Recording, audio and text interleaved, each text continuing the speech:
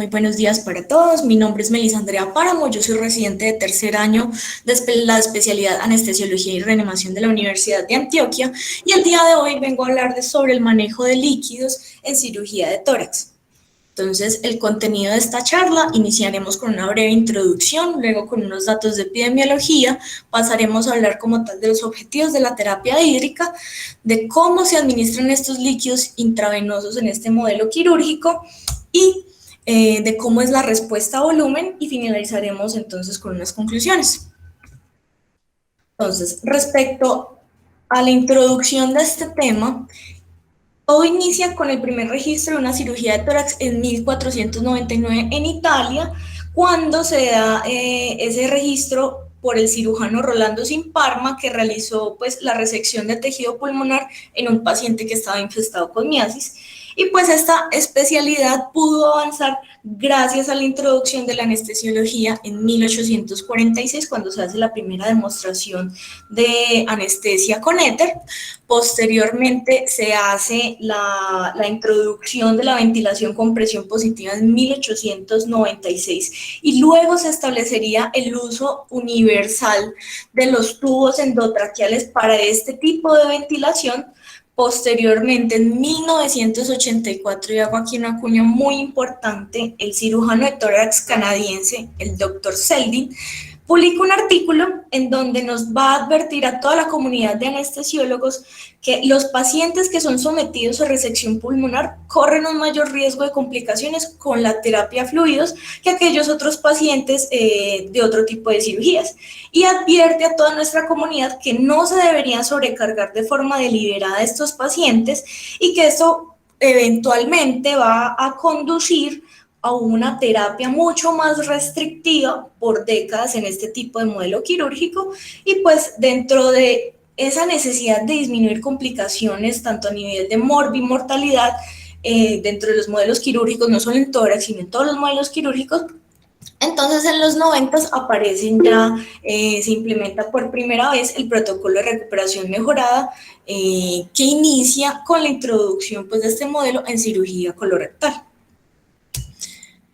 Y con tan buena acogida tuvo el protocolo ERAS, que por sus buenos resultados, estas medidas también han sido adoptadas por distintas especialidades. El protocolo ERAS en cirugía de tórax es un concepto relativamente nuevo, fue publicado por primera vez el 8 de marzo del 2016 y su enfoque englobaba todo un componente multidisciplinario que empezaba desde la toma de la participación en la educación del paciente y conceptos como la carga de carbohidratos, estrategias de manejo del dolor sin opioides y minimización de la sobrecarga hídrica, en donde nos vamos a dar cuenta en el transcurso de la charla que esto es un factor de riesgo independiente para complicaciones posoperatorias. Ya en epidemiología, pues en Estados Unidos vemos que se hacen alrededor de 40,000 cirugías de tórax por año y que tienen una tasa de complicaciones posoperatorias de hasta un 39% y que la gran mayoría de sus pacientes van a ser pacientes de alto riesgo. En un estudio de la base de datos del Programa Nacional de Mejoramiento de la Calidad Quirúrgica, este estudio incluyó alrededor de 105,951 pacientes que iban a ser llevados a 8 tipos pues, comunes de cirugías entre 1991 y 1999. Y se encontró que los pacientes que fueron sometidos a lobectomía, a neumonectomía, les fue peor. Pues dependiendo pues de si los pacientes tenían una complicación preoperatoria, la mediana de supervivencia fue alrededor de 1.5 a 6.6 años en este grupo y los pacientes pues que le seguían incluso luego a estos fueron los pacientes de colectomía, que la mediana de supervivencia fue de 3.4 años hasta incluso 13.7 años, que realmente es como un desenlace bastante significativo. Sin embargo, pues y a pesar de todas las mejorías que hemos hecho a través de las técnicas anestésicas en el tiempo, pues en este modelo quirúrgico las tasas de complicaciones aún siguen siendo considerablemente altas, hasta en un 27%. Las causas de un pobre desenlace posoperatorio son muy diversas, entre ellas pues tenemos acá, como lo dice la tabla, fibrilación auricular, neumonía, necesidad de reintubación, falla renal aguda, transfusiones, eventos isquémicos cerebrovasculares, síndrome de dificultad respiratoria, TEP, empiema, edema pulmonar y fístulas bronquiopleurales. Y pues los estudios también nos han mostrado que estas complicaciones están fuertemente asociadas a un incremento en la estadía hospitalaria con una mediana que va desde los 3 a los 5 días, que puede llegar hasta 14 días hospitalarios, con una tasa de readmisión hospitalaria a los 14 días luego del alta hasta el 6.2%, y pues que claramente todo esto no solamente puede impedir que el paciente vuelva a una función basal, sino que también lleva un gran impacto en los costos financieros del sistema hospitalario. Y pues dentro de estas complicaciones en cirugía de tórax hay una de gran relevancia que se relaciona sobre todo con la fluidoterapia, que es la injuria pulmonar aguda. Esta injuria pulmonar aguda hace parte de la clasificación del síndrome de dificultad respiratoria aguda leve, con la salvedad de que ocurre entre los primeros 7 días luego de la cirugía, con una PAFI de 200 a 300, y requiere de evidencia radiológica de edema pulmonar, en su mayoría unilateral, debido pues que estamos hablando de pacientes que son de cirugía pulmonar y generalmente se opera un solo pulmón. Entonces, se ha visto también que cada 500 mililitros que se incrementen de la administración de fluidos perioperatorios, el odds ratio va, para desarrollar una injuria pulmonar aguda es alrededor de 1.17. Su incidencia global va a variar más o menos del 2 al 7%, con una media del 4%. Tiene al inicio de todas estas cirugías, la mortalidad secundaria de injuria pulmonar aguda ha sido del 70%, si bien pues ha mejorado porque ha disminuido hasta un 26%, sigue siendo la causa más alta de mortalidad en neumonectomía y también sigue siendo pues la principal causa de muerte después de una resección pulmonar quirúrgica.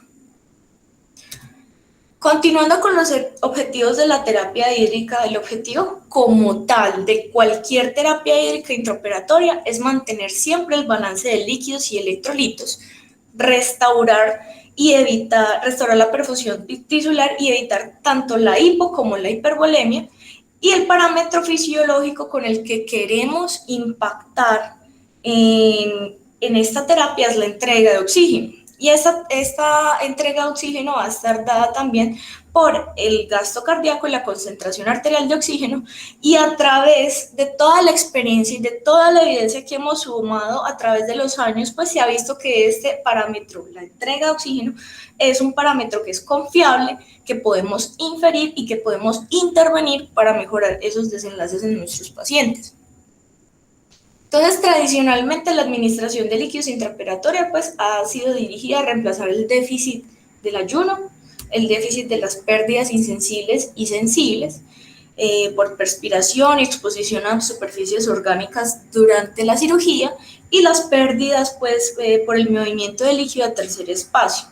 Esto pues con todos los estudios que se han realizado pues se ha visto que lo que hace es llevarnos a un estado de hipervolemia relativa y nos lleva a retener líquidos de forma perioperatoria, y pues mucha de la carga de estos líquidos va a ser a nivel intravascular, lo que nos va a llevar a un edema por ese aumento de líquido en espacio extravascular. Entonces, pues secundario a este problema, en el 2003 se publica un ensayo que fue el que abrió el debate entre la terapia restrictiva versus la liberal, y en este ensayo se tomaron dos grupos, uno que iba con terapia restrictiva y otro que iba con terapia estándar. Entonces, lo que ellos llamaron acá como terapia restrictiva eran pacientes que no llevaban una carga de líquidos durante la analgesia epidural, que no tenía el reemplazo de pérdidas a tercer espacio, que se les daba un mantenimiento de una carga de glucosa al 5% de 500 cc por el ayuno, y que tenían una pérdida sanguínea que iba a ser reemplazada en un ratio, una relación 1:1 con coloides. Ya en el régimen estándar lo que ellos hacen es que sí dan una carga de líquidos con coloides de forma para la precarga de la epidural, daban reposición con pérdidas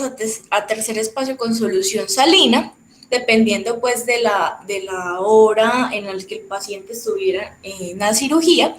Daban también pérdidas del ayuno,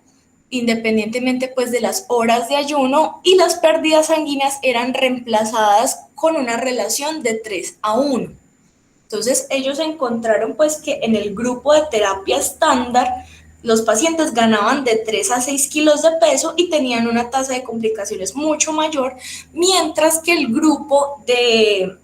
la terapia restrictiva tenía una ganancia de peso menor, mucho menor, cercanas a 1 kilo, sin embargo no era un balance completamente de cero, y que alrededor de 4 litros al día era la carga neta de fluidos que se daban en estos pacientes.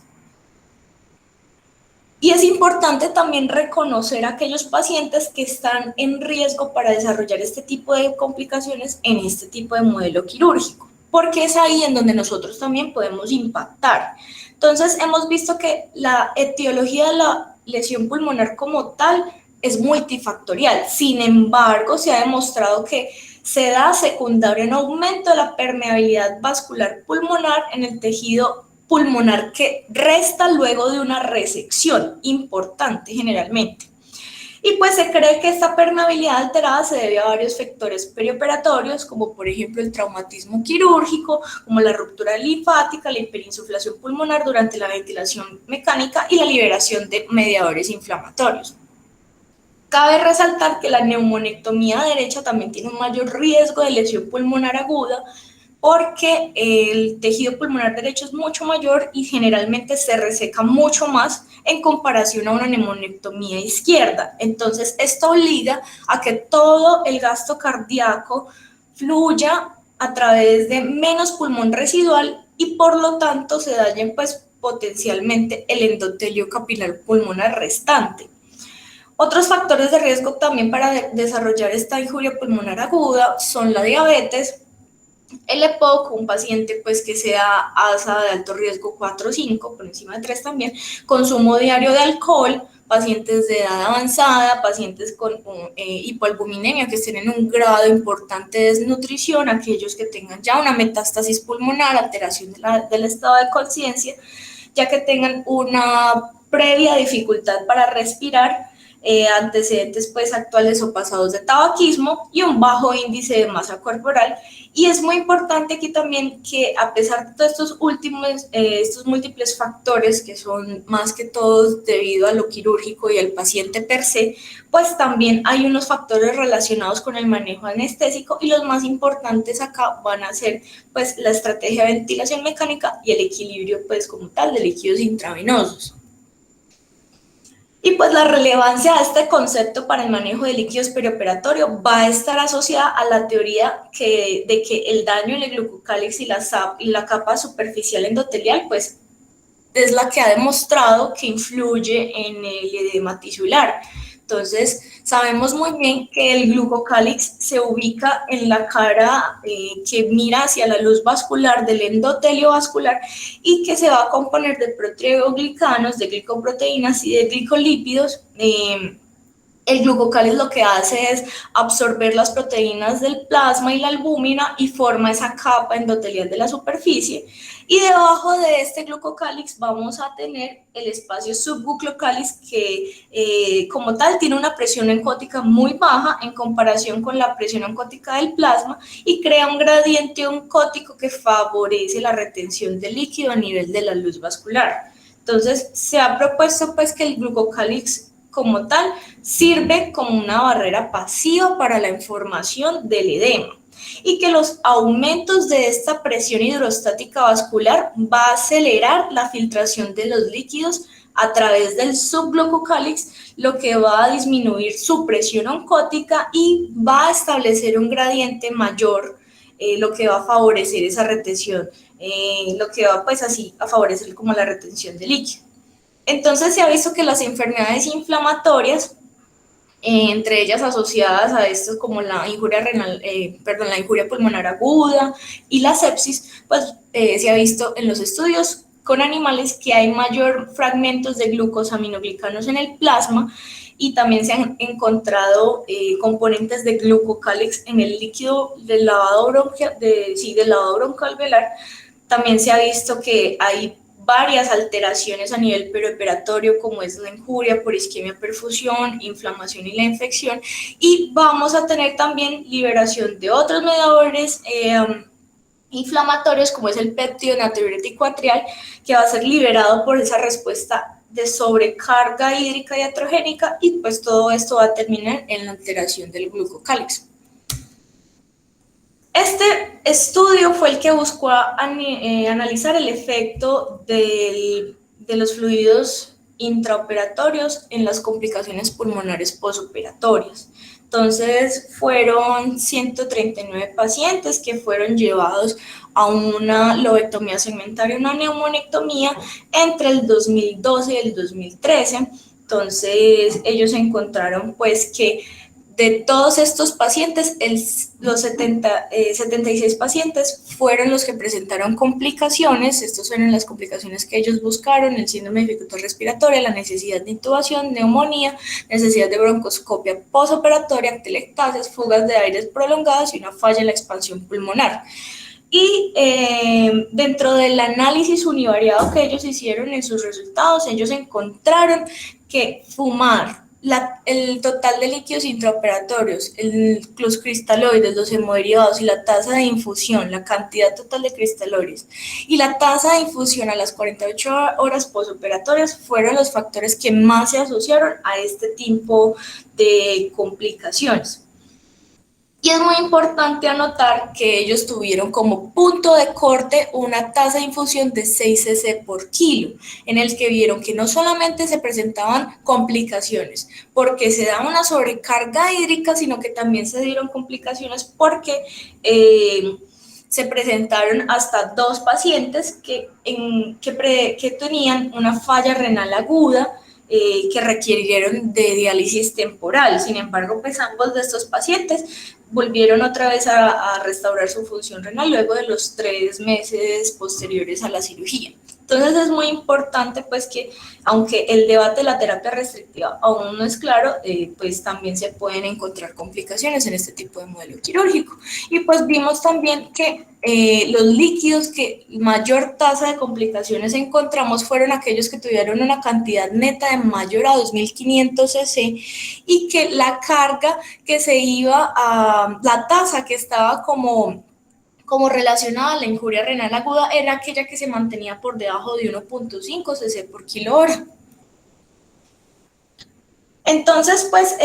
por el gran bache de la evidencia sobre la terapia restrictiva en cirugía de tórax, pues se realizó este otro estudio con el objetivo también de encontrar cuál era la tasa de infusión neta de tejido de fluidos intraoperatorios que mostrara cuál era la incidencia más baja de complicaciones pulmonares o de injuria renal aguda. Entonces ellos buscaron 1.031 pacientes que iban a ser llevados a una toracotomía abierta y ellos lo que quisieron analizar fue un compuesto de desenlaces tanto renales como pulmonares a 30 días posoperatorios y midieron desde el inicio de la cirugía hasta 24 horas posoperatorias la cantidad de líquidos administrados. Lo que ellos hicieron también fue repartir los pacientes en 3 grupos. Ellos tenían pacientes que tenían una administración baja o por menor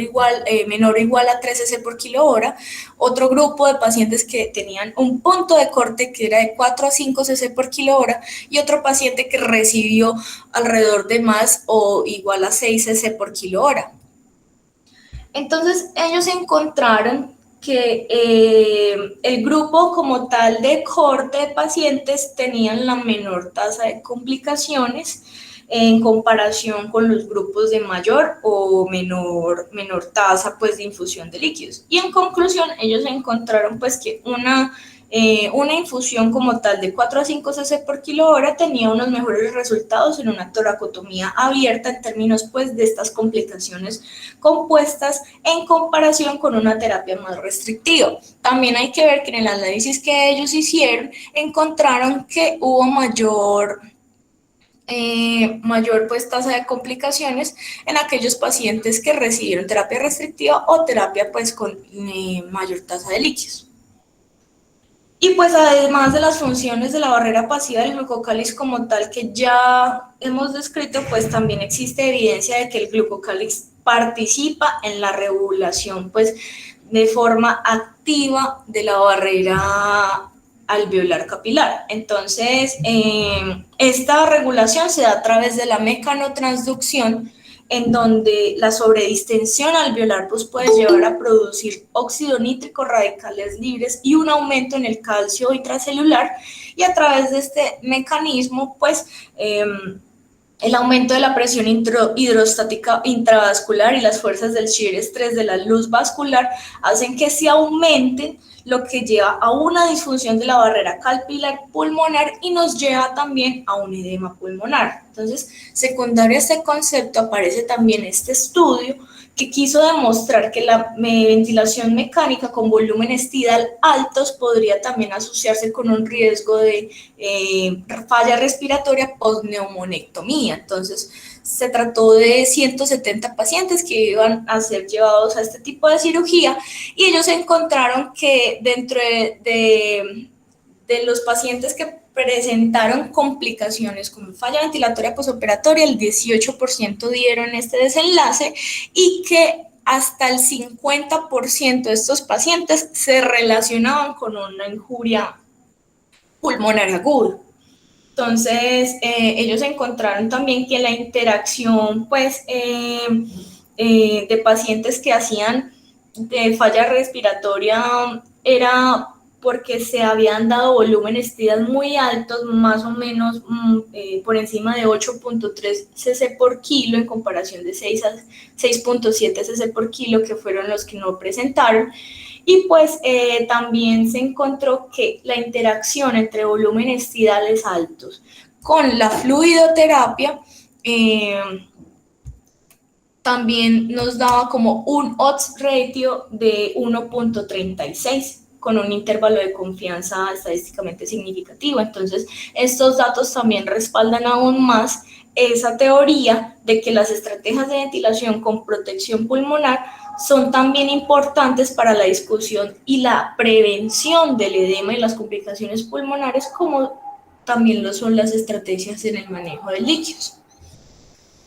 Ya para entrar a hablar en materia de cómo se administran estos líquidos de forma intravenosa, entonces es muy importante que el protocolo ERAS nos habla del manejo de líquidos, debe ser abarcado desde el periodo preoperatorio, intraoperatorio y posoperatorio. Entonces, desde el manejo del preoperatorio tenemos que tener en cuenta que se ha cuestionado mucho el pensamiento sobre las pautas de ayuno. Ahora ya tenemos evidencia suficiente para apoyar esa idea de que el ayuno nos puede ayudar a evitar la deshidratación y el malestar, para que durante la inducción anestésica tenemos evidencia también para decir que el ayuno debe ser hasta 6 horas para alimentos sólidos y la ingesta de líquidos debe alentarse hasta 2 horas antes de la cirugía, que esto es seguro y que también puede mejorar los resultados postoperatorios. Sin embargo, es muy importante también tener en cuenta que algunos protocolos nos hablan de consumos de bebidas con carbohidratos activos y que no todas las bebidas carbonatadas pues, con carbohidratos son las ideales, porque no todas tienen el mismo efecto en el vaciamiento gástrico o la o la acción sobre la insulina. Entonces es muy importante pues que sean carbohidratos compuestos como la maltodextrina, y que en estos pacientes muchas veces no vamos a poder dar esa carga de carbohidratos hasta 2 horas antes del procedimiento, debido pues a que tienen ciertas situaciones especiales, como por ejemplo cirugía emergente, los pacientes de cirugía de esófago que también entran en este modelo quirúrgico de cirugía de tórax, debido a que muy probablemente son pacientes que ya tienen alteración en la motilidad esofágica, pacientes diabéticos mal controlados y aquellos pacientes que tienen alteración en la motilidad intestinal. La hipotermia también es otra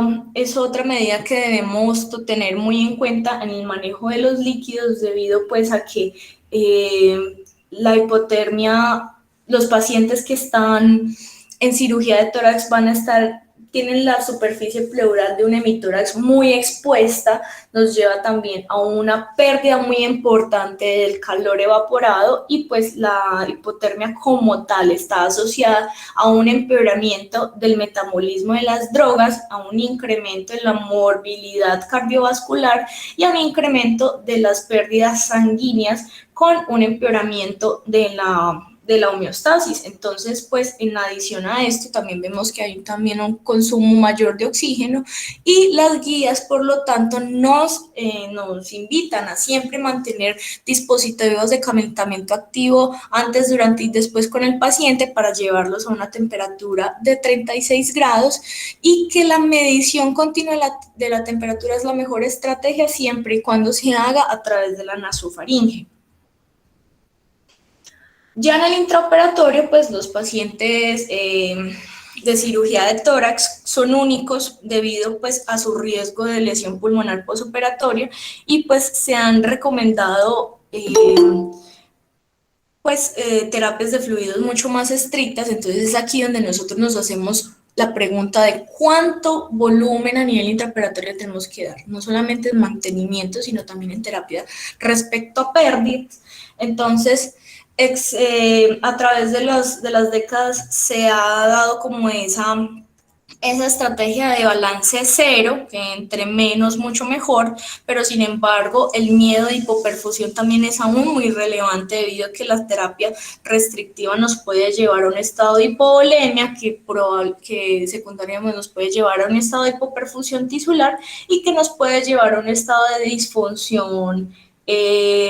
disfunción orgánica, en particular injuria renal aguda. Entonces, si bien la cantidad correcta de líquido necesaria para mantener la normovolemia sigue siendo difícil de alcanzar, y pues la definición de un abordaje restrictivo aún es muy variable, pues hay un manejo de líquidos que está impulsado por protocolos que parece reducir la incidencia de complicaciones en este tipo de cirugía.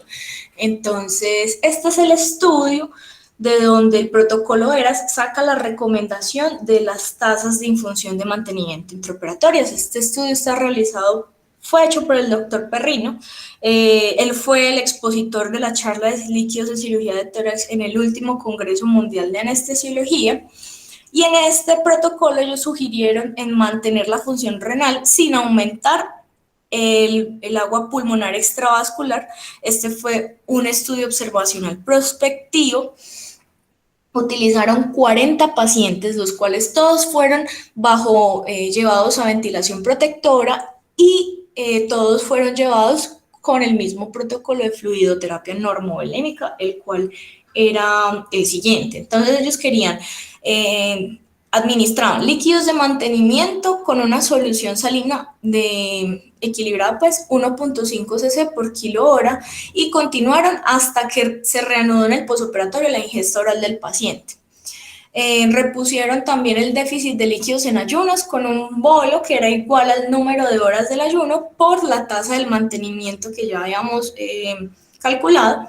y repusieron las pérdidas por evaporación en procedimientos de toracotomía abierta con una tasa de 1 cc por kilo hora, y también repusieron pues como la pérdida de sangre con una solución de coloides o concentrado o glóbulos rojos si el hematocrito caía por debajo del 25%. Entonces, Ellos lo que hicieron fue medir durante 3 días posoperatorios variables hemodinámicas, que eran el índice de agua pulmonar extravascular, el índice cardíaco y el índice global del final de la diástole, y también midieron biomarcadores, tanto BNP como creatinina, como ácido láctico y saturación venosa central. Entonces, ellos en este estudio, pues, ellos encontraron que no hubo casos de lesión pulmonar aguda y que su tasa de lesión renal aguda posoperatoria en los primeros 3 días fue del 7.5%. Ellos encontraron también que la creatinina fue la única que se mantuvo en su mayoría estable, el resto de las variables de los biomarcadores no tuvieron como una significancia estadística y tampoco encontraron significancia estadística en el índice al final de la diástole ni en el agua extravascular pulmonar. Sin embargo, el que sí les dio estadísticamente significativo fue el índice cardíaco. Entonces, también hay que coger este estudio con pinzas porque este tiene varias limitaciones. Primero, el que el tamaño de la corte sea pequeño, porque solamente abarcó 40 pacientes. El reemplazo de rutina de las pérdidas de líquido en ayunas ya estaba a estas alturas, que fue como en el 2010, desactualizado. Y este estudio también carecía como de un grupo de control, de comparación. Entonces, pues, sin embargo, sus resultados dan como pautas en cuanto a los parámetros para administrar líquidos que en combinación con las estrategias de protección pulmonar, pues parecen que no son perjudiciales para los pacientes. Entonces, la recomendación de la guía, ¿cuál es? Que la restricción hídrica puede llevar a la disfunción orgánica y que las infusiones de 2 a 3 cc por kilogramo en pacientes que van a ser llevados a resección pulmonar debería ser la tasa de mantenimiento que deberíamos tener intraoperatoria y que los líquidos adicionales solo deberían darse para compensar pérdidas sanguíneas. Entonces, posteriormente a esto, luego de que sale este estudio, entonces nos hacemos como la gran pregunta de cómo vamos a monitorizar la respuesta a volumen en este tipo de cirugías. Entonces es importante tener en cuenta que en esta curva de U se muestra en que la morbilidad con la fluidoterapia va a aumentar en cualquiera de esos dos extremos y que podemos incluso tener una presión arterial normal y un gasto urinario bueno, pero al paciente le puede faltar perfusión y estar en el lado, por ejemplo, pues de la hipovolemia, y lo mismo pasa con la hipermolemia. Entonces, ¿cuándo se va a definir una terapia guiada por metas? Entonces es importante entender que en la curva de Frank-Starling es en donde retamos al paciente con un bolo de líquidos y que permite que el aumento del retorno venoso se haga luego de aumentar ese gradiente de la presión circulatoria media y en la aurícula derecha, y esto se va a manifestar con un aumento del volumen latido. Este reto de líquidos, pues, no solamente nos va a servir para ver si el paciente responde o no, sino que también nos ayuda para definir si tiene reserva de precarga, es decir, si es susceptible o no al manejo con líquidos, y nos define hasta qué punto retarda. Y es muy importante también que en esta curva de Frank-Starling hay una superimposición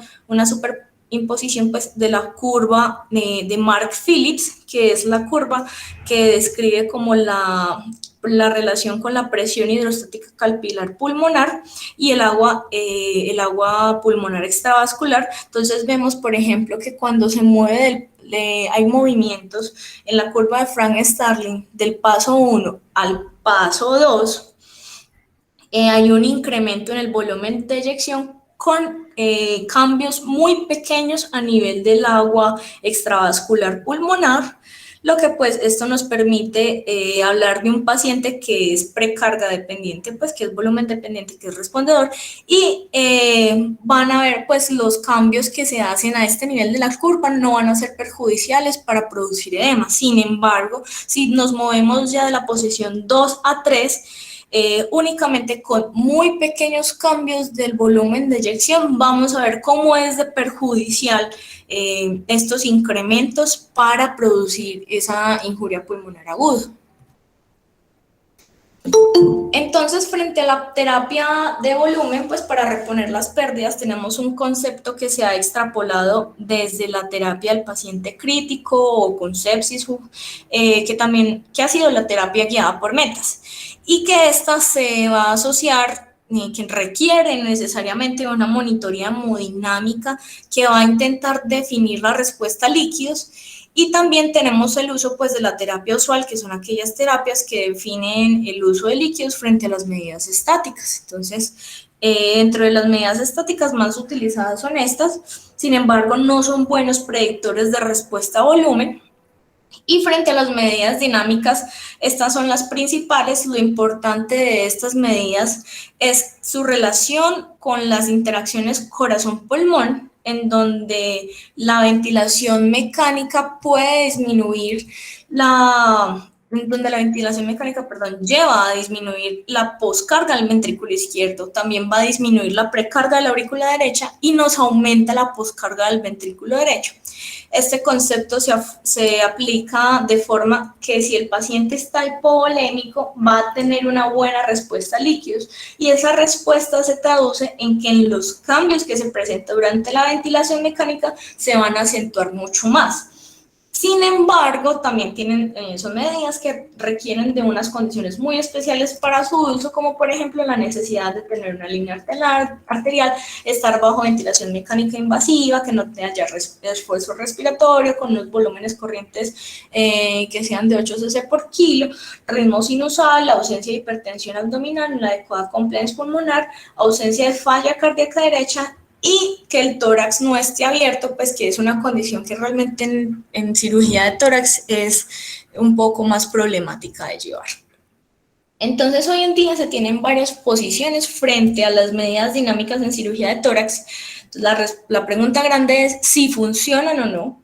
y muchos autores dicen que no tienen ninguna utilidad, otros dicen que sí tienen utilidad, y otros dicen que tienen utilidad siempre y cuando, dependiendo pues del momento de la cirugía, se podría tener una respuesta confiable. Entonces, este estudio, tenemos varios estudios, este fue un estudio prospectivo controlado en un centro de cuarto nivel. Se tomaron 80 pacientes que iban a ser llevados tanto a lobectomía, por toracotomía y por videotoracoscopia. Estos pacientes, lo que se hizo fue darles una carga de almidón de 7 cc por kilo 20 minutos antes de abrir la cavidad torácica, y ellos encontraron pues que 37% de estos pacientes respondieron a líquidos. Sin embargo, que la variación del volumen sistólico no hubo diferencia en sus valores antes de la carga y después de la carga del almidón. Y a pesar de que en la variación de la presión de pulso sí mostró una diferencia, ellos encontraron pues que como tal la sensibilidad y la especificidad del punto de corte de esta variable era muy baja, entre 58% para sensibilidad y 62% para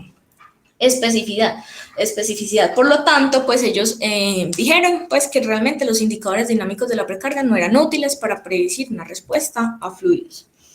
Este otro estudio incluyó 25 pacientes que fueron monitorizados con el sistema PICO durante cirugía de resección pulmonar.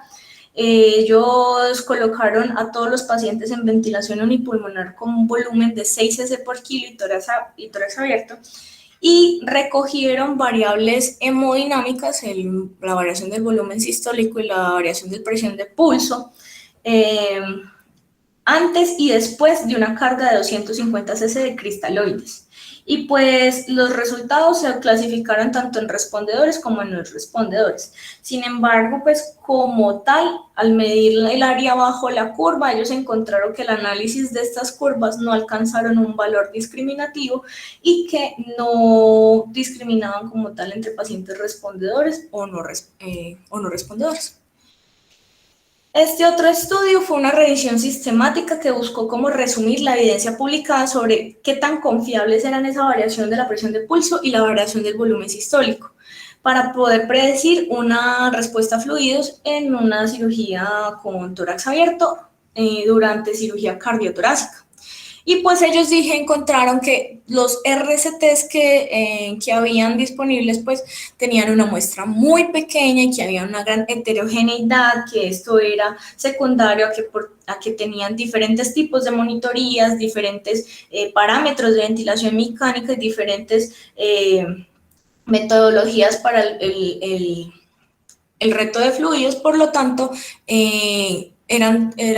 los resultados dieron como muy inexactos. Y este otro estudio fueron 88 pacientes en los que fueron sometidos a lobectomía y fueron divididos como en dos grupos, en aquellos en los que se les midieron la variación del volumen sistólico, y un segundo grupo en donde era como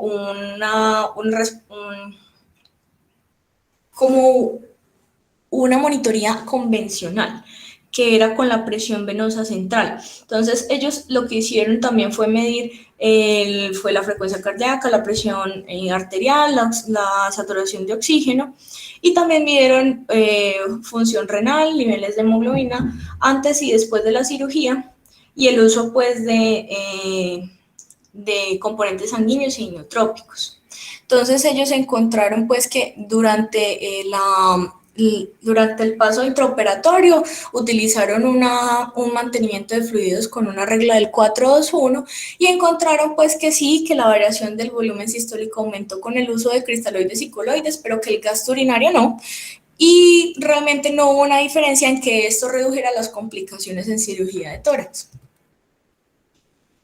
Este es otro estudio que también se mostró durante la conferencia del Congreso Mundial de Líquidos, del Congreso Mundial de Anestesia, perdón, durante líquidos en cirugía de tórax. Es un estudio que quería mirar cuáles eran las complicaciones tanto pulmonares y renales en pacientes que iban a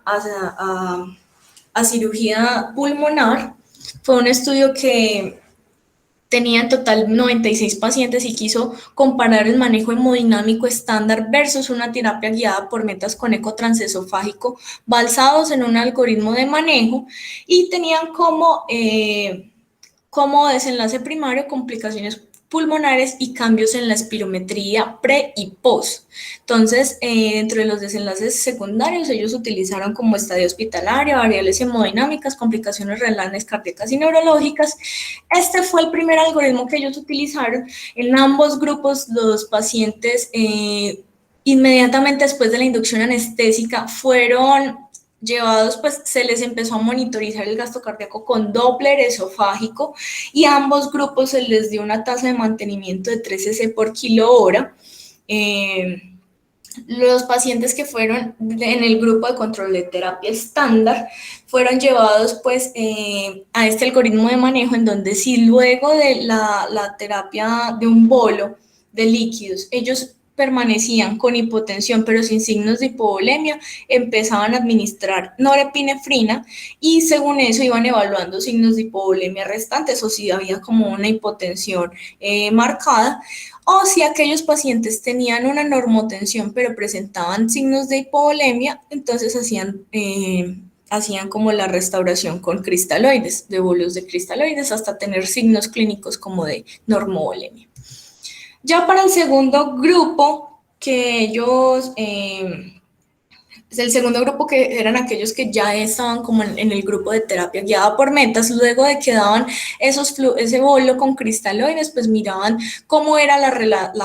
el aumento del volumen de eyección. Si ellos veían que realmente era por debajo del 10%, miraban si estaban bajo una hipotensión que era definida con una presión arterial media por debajo de 70 milímetros, o si también se encontraban con, si era requerido pues de manejo de aumento del índice cardíaco con inotrópicos.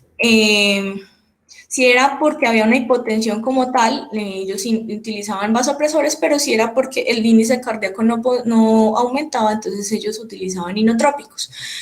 Y dentro de los desenlaces pues de estos estudios, ellos pues compararon que ellos dijeron que muy pocos sujetos en el grupo de control desarrollaron complicaciones pulmonares postoperatorias. Sin embargo, La espirometría pues no hizo ningún cambio tanto en el grupo de control como en el grupo de terapia guiada por metas. Es muy importante que ellos dijeron que sí, que el volumen de eyección y que el índice del volumen de eyección y el índice cardíaco sí mejoraron durante la cirugía en ese grupo que fue guiado por metas. Sin embargo, no hubo complicaciones, una tasa de diferencia en complicaciones renales, cardíacas y neurológicas entre ambos grupos. Y es muy importante pues que si realmente no hubo ningún desenlace clínicamente significativo, pues como tomar con mucha cautela los resultados significativamente estadísticos a nivel pues de las variables hemodinámicas, y realmente el único resultado que a ellos les dio como significativo dentro de esos desenlaces secundarios fue que hubo una menor estadía hospitalaria alrededor de 3 días con aquellos pacientes que iban a una terapia guiada por metas. Y ya este otro estudio pues quería como describir el comportamiento de la variación de la presión de pulso durante la cirugía de resección pulmonar. Tomaron 50 pacientes, fue un estudio observacional prospectivo. Ellos recogieron los valores de la variación de pulso en diferentes fases pues de la cirugía. Uno que eran cuando los pacientes estaban sometidos a ventilación bipulmonar, otro tras el inicio de la ventilación unipulmonar y la apertura del tórax, otro mientras al finalizar el procedimiento y reinstauración de esa ventilación pulmonar, y el último tiempo fue tras el cierre del tórax en la ventilación unipulmonar. Entonces ellos concluyeron que realmente se percibía pues como una disminución de casi el 50% al inicio de la variación de la presión de pulso al inicio de la ventilación pulmonar y en la apertura del tórax, y que posteriormente se mantenía estable a lo largo de la cirugía siempre y cuando no hubiera cambios de la volemia. Entonces es muy importante que este estudio, a pesar de que nos puede llevar como a ver cómo se comportan las variables hemodinámicas intraoperatorias, este estudio tiene la desventaja de que excluyó pacientes que tuvieran sangrados mayores a 200 cc o que requirieran de vasopresores, y son un grupo de pacientes muy importantes que realmente nos vamos a encontrar con ellos en el día a día. Entonces, este otro estudio también, para finalizar, es un estudio que tiene como hipótesis que la fluidoterapia restrictiva no es inferior a la terapia guiada por metas en reducir la incidencia de injuria renal aguda y que es más sencilla de aplicar. Este estudio, el protocolo fue lanzado en febrero del 2020, todavía está corriendo, y que quiere comparar terapia guiada por metas versus fluidoterapia restrictiva en un protocolo 1 a 1. Dentro de la terapia guiada por metas son los pacientes que están sometidos a una monitorización con FLOTRAC y Vigileo, y dentro de la terapia restrictiva tenemos este mantenimiento que es 12 cc por kilo hora de lactato de Ringer si hay alguna alguna pérdida sanguínea se va a reponer con almidón 1 a 1, y si hay necesidad de vasopresores con norepinefrina en este rango. Sin embargo, todavía no tenemos ningún resultado. Entonces, la pregunta grande aquí es: ¿cuál es la mejor estrategia para monitorizar la respuesta a líquidos en cirugía de tórax? Y según toda la evidencia que nosotros tenemos, aún no es concluyente, y la propia guía nos hace esa salvedad, que en cirugía no cardíaca, la monitoría invasiva para la terapia guiada por metas aún parece no ofrecer ningún beneficio en el paciente quirúrgico de tórax. Entonces es muy importante también tener en cuenta que, además de centrarnos en el volumen de líquido administrado, el anestesiólogo debe recordar que no toda hipotensión es por hipovolemia, que muchas veces esa hipotensión se debe a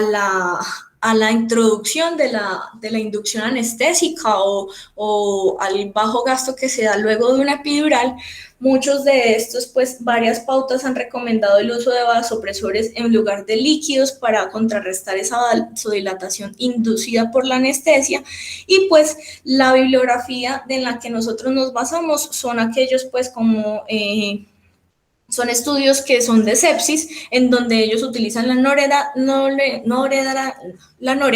para aumentar el retorno venoso del corazón, aumentar el volumen sistólico y el gasto cardíaco. Y pues así mejora la perfusión de tejidos. Entonces, finalmente, este metaanálisis nos habla de que la optimización mediante una combinación tanto de lípidos como también de inotrópicos en caso de necesitarlos, también es eficaz para reducir la injuria renal aguda luego de una cirugía. Entonces, también hay varios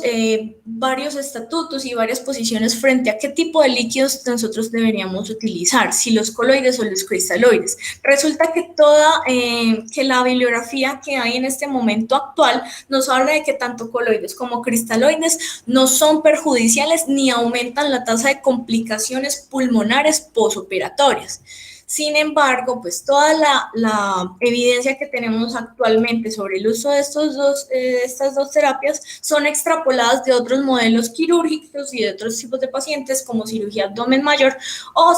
paciente crítico. Y pues la recomendación actual como tal es que en terapia de mantenimiento usemos cristaloides balanceados y que en terapia de volumen usemos coloides.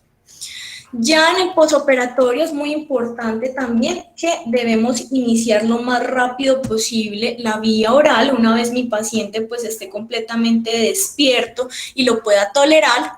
Y el balance hídrico se debe hacer siempre en relación al peso corporal. Si mi paciente pues no puede todavía tolerar vía oral y requiere pues de mayor fluidoterapia intravenosa y debe ser con la misma tasa de mantenimiento intraoperatorio. Y también muy importante es que los drenes y las sondas a tórax son otro sistema por donde se puede, si tratar mi paciente, debemos evitar sistemas de succión externos. Ojalá que hayan sistemas de drenaje digitales que son un poco más, mucho más mesurables y que muchas veces tenemos varios drenes luego de la cirugía de tórax, pero ojalá se pueda solamente un solo tubo y retirar las sondas si el gasto de estas sondas es por debajo de los 400 cc en 24 horas. Claramente todo esto en consonancia pues con el equipo quirúrgico. Ya para concluir, entonces es muy importante que debemos hacer uso de estrategias de ventilación protectora para evitar este tipo de complicaciones. Debemos individualizar el manejo de cada paciente. Es importante tener en cuenta que los enfoques muy restrictivos o muy liberales tienen repercusión en esos desenlaces a nivel multiorgánico y que la terapia guiada por metas es una estrategia que a la luz de la evidencia de hoy aún no tiene mucha utilidad en este método quirúrgico, pero requiere muchos más estudios y siempre nuestra meta va a ser mantener la euvolemia en nuestro paciente. Entonces, acá los dejo con el QR para la bibliografía que utilicé para poder realizar esta charla y los dejo con una frase del dramaturgo George Bernard que habla de que la ciencia nunca resuelve un problema sin crear 10 más. Muchísimas gracias.